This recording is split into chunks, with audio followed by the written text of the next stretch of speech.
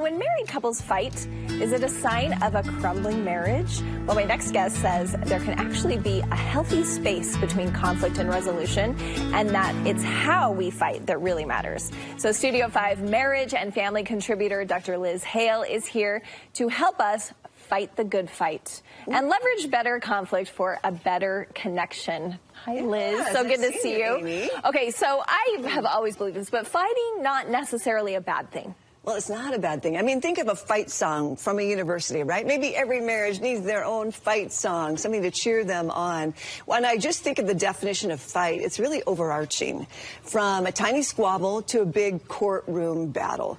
But fighting is not only inevitable, but it's viable. It really does help us in our marriages. It creates even more closeness. So I think we need to really understand that conflict and resolution really go hand in hand in a happy marriage. I love this idea of having a fight song for your marriage. I think everyone needs to be thinking about that. And it might even alleviate the situation a little bit. You just press play every time something is going to be discussed. We've heard this phrase, fight the good fight, many times before. Why did you think that would be the perfect application here? Well, you know, I think it comes even from Christianity, of fight the good faith, right? And so I think that for all of us, we just need to normalize that. And we're talking about healthy marriages today, Amy, right? We're not talking about domestic violence. That's for another segment altogether.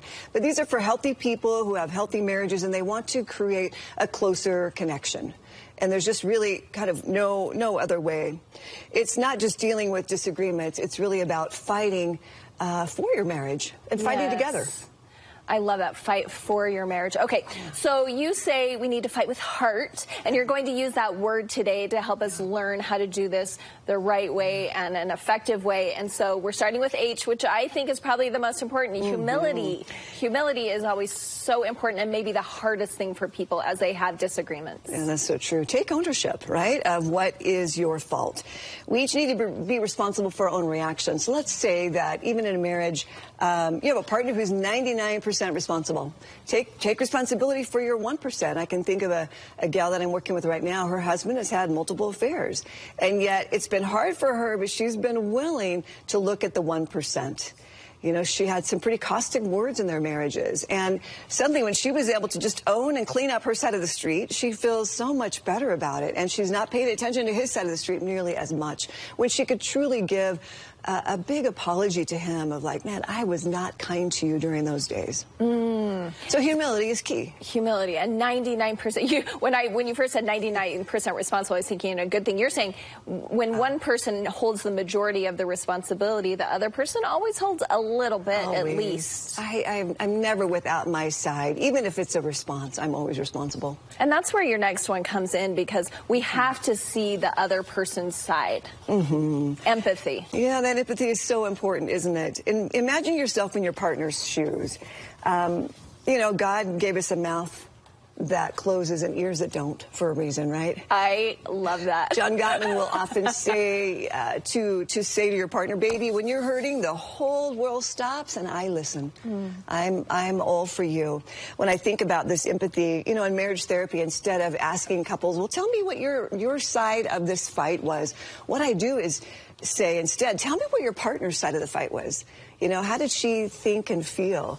And just the other day, I was working with a couple, and they'd had a niece come to live with them while she was attending college.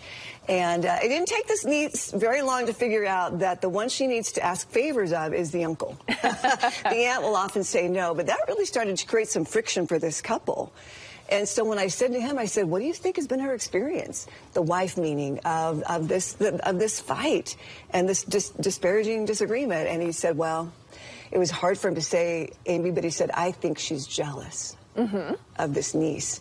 And it was really hard for him to even admit that. He doesn't like seeing that in his wife. And she said, oh, hold the phone. I am so not jealous. And then she remembered a story, and she said to him, I'm actually mad at you because I remember that day when I came into your home office and I said, can I just have a minute? And you said, just a minute, because I'm working on a presentation. And then a few minutes later, the niece comes bouncing in the office, and she goes, hey, Uncle, can I get a ride to see so-and-so? And he goes, yeah, absolutely. You know, I need a break. So let's go do that. And she just felt crushed that she came second. right? And he took time for the niece when he wouldn't take time for her. Yep, that's right. And so to be able he was to see finally able to see that a little bit, and that made all the difference. Okay, and up next, you mentioned giving an apology. You mentioned one example, but apologies, important. Yes. So in the same couple, you know, I love the fact that when he realized the situation, he goes, I remember that day. He goes, I absolutely did that. And he saw it in a whole new light.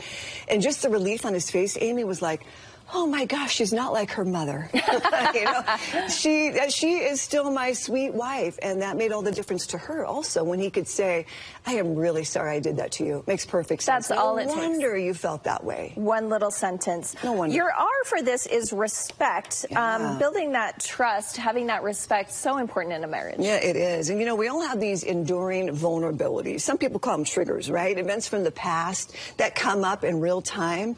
I was working with a couple, call them Juan and Julie, and they had gone camping with their 6-year-old daughter, Jade. And they had gone on a hike one morning, and Julie and Jade were up a ways a little bit from Juan. They could see them, and suddenly he saw this yellow jacket, right, flying around them just above Jade's head. And so he yelled out to his wife, he goes, look out for the yellow jacket, you know, watch Jade. And she couldn't really understand, and sure enough, that yellow jacket bit that little girl, stung her on the face, and it hurt, and he just lost his mind. He goes, you are a terrible mother. And yet she's not. You know, Julie knew she wasn't, and really Juan knew that she wasn't, but it was just an old thing from his past that made him go a little crazy, right? Sometimes when we get mad, we look mad. We look like we're going mad, I mean.